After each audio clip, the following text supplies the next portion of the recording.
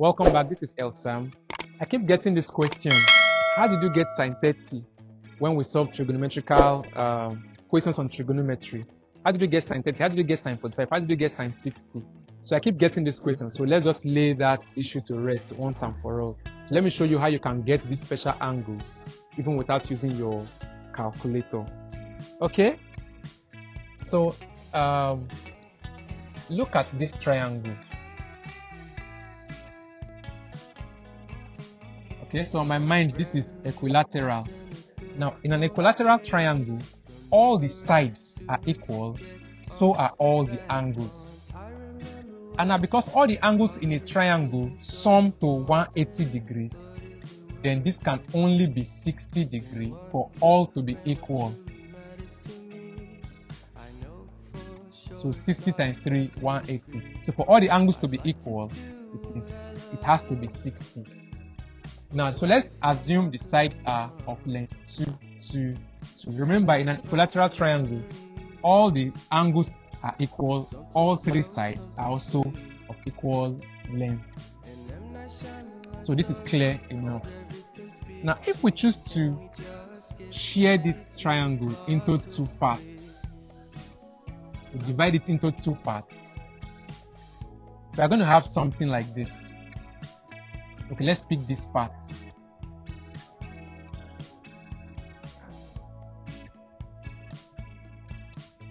So this is still our 2 from what we have. And this angle is still 60. So these are the parts that are not affected by our sharing.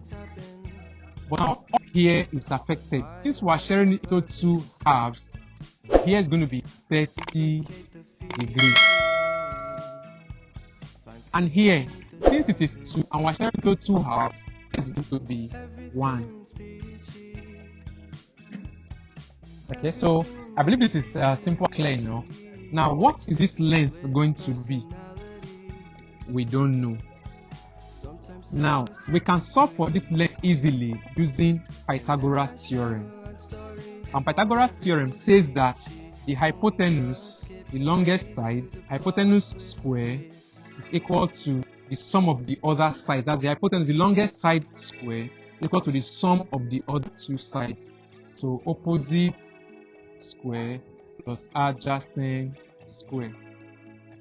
We don't need this. So this is what Pythagoras theorem says. So when we translate it into c square equals to a square plus b square. So saying this is our c,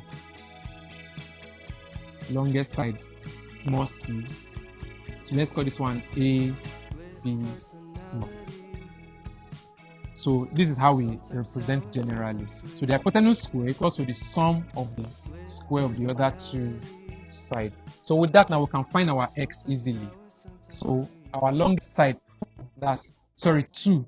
So 2 square equal to 1 square plus this other side, x square. So let me be a bit fast. So our x square is equal, okay, there's no point rushing. Our 2 square is 4 equals to 1 square is 1 plus x square, right? So if we bring this one the other side out, subtract 1 from both sides. So our 4 minus 1 equals to x square. So our x square equal to 3. Can I write down here? Okay. So and then our x will be equals to root 3. Now it can be plus or minus root 3, but length cannot be negative, so it is the positive one. So our x now, we can conveniently say that our x is root 3. Okay, now that this is established, we have what we call SOHCAHTOA.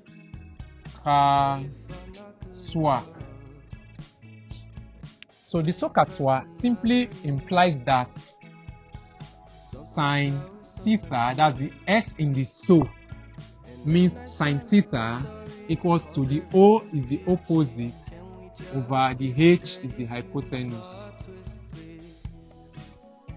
So the SO implies that sine theta, that's sine theta equals to opposite over hypotenuse. The CA implies that cos theta equals to adjacent over hypotenuse. That's what this car implies. Then the TOA implies that tan theta equals to opposite over adjacent. Now the question would be, how do we identify these opposite, adjacent, and hypotenuse? Now, the longest side in the triangle is the hypotenuse. Let me just draw another triangle. So this longest side is the hypotenuse. Now, if this is the angle in question, watch. If this is the angle in question, then this is the opposite. So the side opposite the angle in question is your opposite. And then the third side, the remaining side, is the adjacent. What if the angle in question is this? So the angle in question is this one.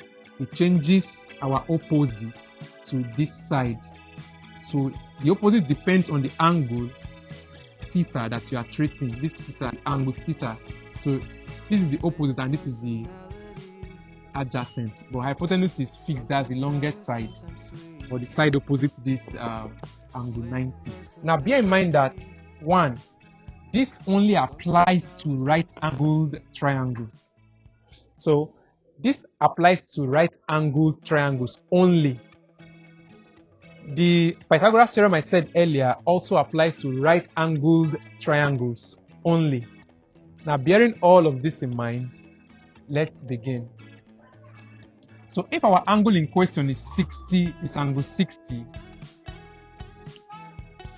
then let's start from 60. So sine 60, where our theta is 60 now, so sine 60 is going to be opposite. Remember, sine is opposite over hypotenuse, right? So opposite root 3 over hypotenuse 2, right? So this is root 3 over 2. What about cos 60? Cosine, if it's our theta, right?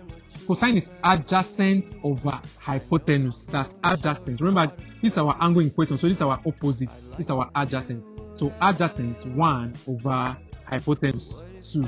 Because cosine is adjacent over hypotenuse. So adjacent hypotenuse. So 1 over 2.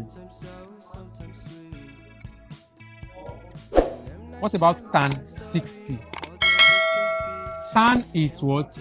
Opposite over adjacent. So this is our angle in question 60. So our opposite is root 3. Our adjacent is 1. So we have root 3 over 1, which is also root 3. So that's how we settle 60. Now let's settle 30 quickly with the same triangle. Now if our angle is 30, this is going to be our new opposite based on what I explained earlier. Since our angle is now 30, this is our new opposite. So opposite. Okay, so sine 30. Remember, sine is opposite over hypotenuse. So this is our opposite, 1 over hypotenuse 2. So sine 30 is 1 over 2. So what about cos 30? Adjacent over hypotenuse. So it's 3 over 2. What about tan 30? Tan is opposite over adjacent. I've explained that earlier. So opposite over adjacent.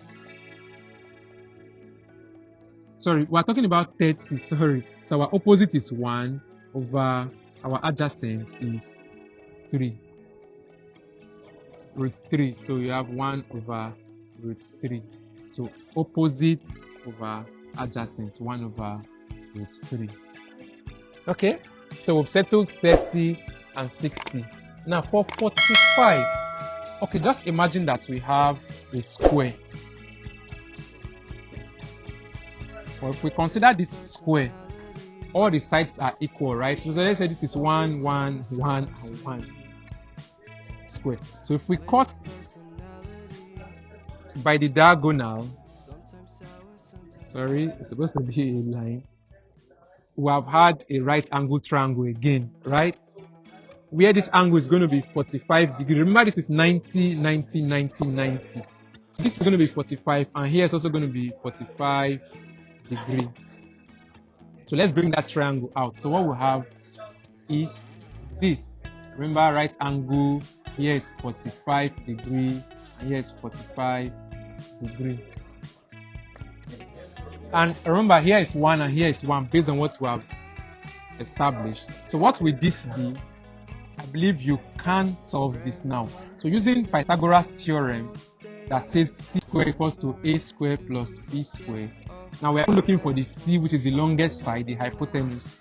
So our c squared will be 1 squared plus 1 squared, 1 and 1, right? So which is 1 squared is 1 plus 1 squared again is 1. So our c squared equals to 2. And our c will be root 2. We have only positive root 2 because it's a length. So this is root 2. Okay, so I believe we can get our answers from here. Now, if you have not subscribed to this channel, kindly subscribe now so that you can keep getting interesting solutions to mathematical problems. So let's round up quickly. So, sine, remember, it's sine 45 now. Remember, sine is what? Opposite over hypotenuse. So our opposite is 1 over our hypotenuse is root 2. What about cos theta, where theta is 45? So cos 45 is, this is our theta, adjacent over hypotenuse. Remember, cos is for car, adjacent and hypotenuse. So our adjacent is 1 over root 2. So what about tan? Tan theta is what? Opposite over adjacent. Our opposite is 1, our adjacent is also 1, so you have 1 over 1.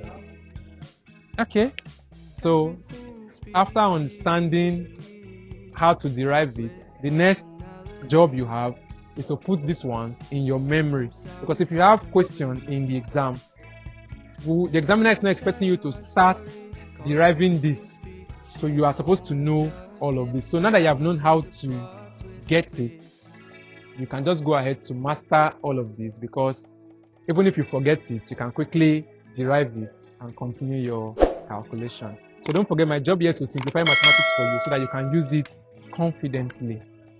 I remain Elsan.